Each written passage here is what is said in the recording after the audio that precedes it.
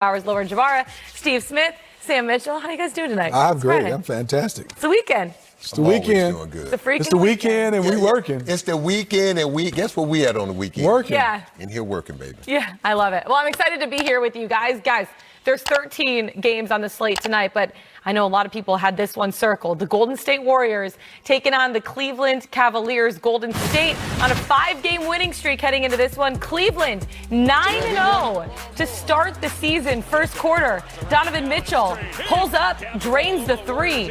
Darius Garland, how about that? Deep three from the parking lot. Cleveland up 20-2 at that point.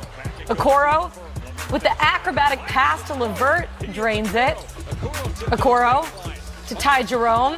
Ty Jerome has been playing extremely well off the bench. Hits the corner three, 30-point game. Darius Garland to LeVert, makes the three, coach. There's LeVert. They're like Cleveland good and deep. Stephen Kerr was like, what is going on? Cleveland up 83-42 at halftime. Third quarter, Mobley hands it off. Spida makes the pull-up. Jared Allen, watch this, somehow scores with this circus finger roll bank shot. I don't even know what that was. Coach, what do you call that? I call it a good beat. Because what they put on Golden State is just a beating right You now. better buy some lottery tickets. Man, oh man, the Cleveland Cavaliers take it 136-117. 10 straight wins for the Cleveland Cavaliers. Unbelievable start to the regular season. And Golden State, 7-2. At that point, they were 7-1 heading into this game. They were on a 5-game winning streak. Both teams dominating in the East and the West right now. But the Cavs have just been unstoppable. They have. I love the way they're sharing the basketball. It's more movement.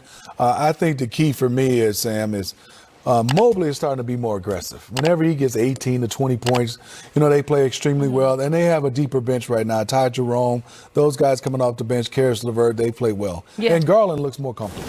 Well, y'all, the talk was could those two guards, Mitch and Garland, play together in the backcourt. And, hey, man, give the coach credit. They are playing outstanding basketball. They're sharing the ball. Kenny Atkins is doing a great job understanding how to put these guys in position. We had Donovan Mitchell on the show the other night. He talked about the concept of their offense. And it's all about, and it goes back to San Antonio, turning down a good shot for a great shot, a bad shot for a good shot, moving the ball, and then playing defense. You know this, Mitty. When everybody touches the ball, not to shoot, but when they touch the ball, it makes them a better basketball player on both ends of the floor.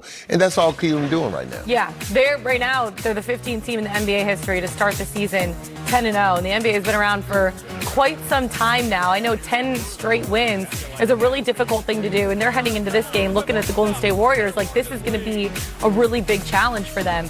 What is impressive? Oh, Coach, you're about to say I was going to ask you, when you look at these two teams, Golden State and Cleveland, which one would you say is for real? All right, I mean, both of them started the season great, but to me, what I see in Cleveland is real. They're playing a regular rotation. They have depth. They have size. They have everything that you want, scoring, defense, everything. 3 guys, they can go get you 20, 25 a night. But when I watch Golden State, I'm still not a believer in a 12-man rotation and a 6-6-0 team. They're doing well early in the season, but I don't know if they can sustain this. 1, 2, 3, 4, 5, 6, 7, 8. 9 players came off the bench today. Wow. I mean, I'm with Sam, and give Steve Kerr a lot of credit because he's just trying to find some guys. But I think Sam said it best. I think they're too small. And I think trying to play 12, 13, 14 guys, even though they're getting away with it, now. But as the season go along, you can't make everybody happy. And I understand what he's doing right now.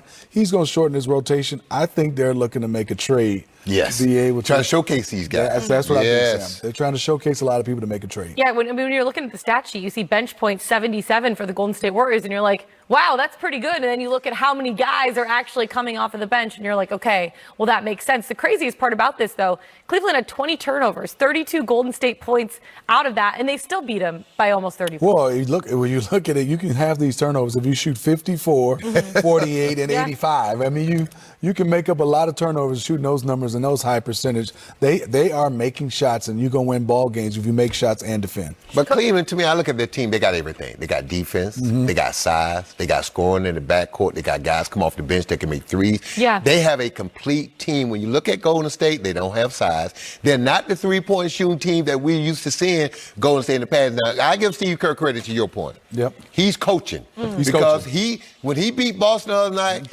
he tricked Boston into playing his style of game. Yeah. He exhausted the shot clock, which used his shot clock as an extension of his defense. They made 7 to 8 passes on every possession. What did Boston do?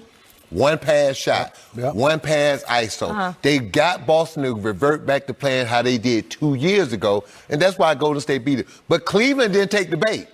Cleveland played their style of basketball. They didn't get sucked into Golden State, and then they just punished them. Hey, if we missed a shot, we can go get it. I mean, they scored 80-plus points in the first half. Think about that. Heading into this season, I have to ask this, because I know, obviously, 10 games in now, we're kind of getting a true sense of who some of these teams are. And maybe some of them, obviously, a team like the Philadelphia 76ers, bottom of the Eastern Conference, but not all their guys have been playing. Did you expect Cleveland to be where they are right now? Maybe not 10-0, but top of the Eastern Conference above the Boston Celtics at this point? Well, not above, but I would say as the Boston Celtics, they're a team coming off the championship. You eventually you want to play have a lot of one seed, basketball. but they're missing Porzingis, and then now they're missing Jaylen Brown. Whoever has injury, you're going to drop a little bit. But I did have Cleveland in the upper echelon of the East. 10-0, I don't think so, but I would say I thought they would be in 1, 2, or 3. I thought they'd be a top 4 seed. And then when it all shakes out, that's the most important thing. Finish. As long as you 1 through 4, you good. You're going to have that first round at home. And people don't understand.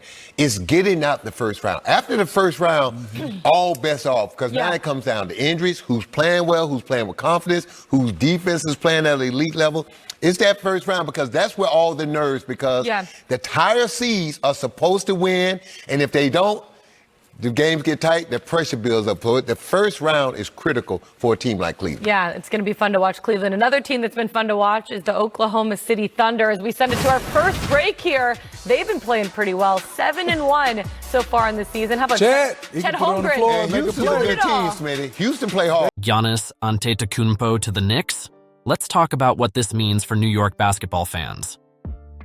With the Bucks struggling early in the season, despite Giannis and Dame Lillard joining forces, questions have started swirling about Giannis's future in Milwaukee. Some analysts, like Stephen A. Smith, are starting to speculate if New York might be a real landing spot for the Greek Freak. Imagine Giannis bringing his elite defense and unstoppable offense to Madison Square Garden. Adding him to a team with the Knicks' current talent could make them a powerhouse in the Eastern Conference and a serious title contender. The Knicks organization has already shown their dedication to building a winning team, and acquiring a superstar like Giannis could be the final piece to bring the championship back to New York. A pairing of Giannis with other emerging Knicks stars would make for an incredible combination of talent, athleticism, and New York grit. What do you think? Could Giannis in New York lead the Knicks to a long-awaited NBA title? Let us know in the comments, and don't forget to like this video and subscribe to HoopZone Sport News for all the latest on the Knicks and NBA superstars. Today, we're diving into the latest buzz surrounding Anthony Edwards of the Minnesota Timberwolves and the New York Knicks. There's been a lot of speculation lately about Edwards' potential interest in joining his former teammate Karl Anthony Towns in New York. However, Edwards' recent comments seem to pour cold water on that idea, suggesting that he's just not ready to play for the Knicks. Let's break down what happened, what it means for both teams, and why this could actually end up favoring New York in the long run. First, let's talk about how this rumor started. After a recent preseason game between the Timberwolves and the Knicks at Madison Square Garden, a TikTok video surfaced showing Anthony Edwards exchanging jerseys with Towns, now a key player for the Knicks. Naturally, this sparked a lot of talk, with fans hoping for a reunion between the two. In the video, Edwards does express his respect and friendship for Towns, saying he'd love to team up again someday. But he quickly added, and I quote, "Not in New York." He even joked that Knicks fans might be too tough on him, especially when he's not playing at his peak for 82 games straight. Edwards' response was humorous, but he wasn't just joking around. It says a lot about how players view the New York fan base. New York's a high-pressure environment, and players know that when they're in the Big Apple, fans expect a lot. Knicks fans are passionate and vocal, and while they can be incredibly supportive, they're also quick to demand accountability. Edwards is aware of this, and it's clear he's not ready to step into that kind of scrutiny. He'd rather stick with the Wolves, where he's already established as the team's top star, especially since Towns' departure. Now, what does this mean for the Knicks? Knicks fans may be disappointed by Edwards' reaction, but there's actually a lot to be optimistic about here. First off, this situation highlights that New York has become a desirable destination for top talent again, something that hasn't always been the case. With Towns joining the roster and other big names in the mix, players are paying attention to what the Knicks are building. A few years ago, players might not have even joked about joining the Knicks. Now, they're seriously considering it. Secondly, the Knicks have a roster that's shaping up with promising talent. They've acquired Towns, a high-performing big man who's versatile, efficient, and ready to make an impact in New York. They're building something special, and as much as the fans may want more superstars, patience is key. Knicks management seems focused on creating a sustainable, competitive team, rather than just chasing the biggest names on the market. While Edwards is choosing to stay in Minnesota for now, his reaction shouldn't be seen as a loss for the Knicks. It actually highlights just how passionate Knicks fans are and how serious the league's top players are about being ready for that kind of commitment. New York's culture of accountability and high expectations is something that not every player can handle, and that's okay. What the Knicks need right now are players who are truly ready for the challenge, who want to win in the mecca of basketball and can thrive under the intensity of the Garden. So, to wrap things up, Edwards' decision not to join the Knicks may seem like a setback, but in reality, it's a positive reflection of New York's increasing desirability and its challenging, ambitious environment.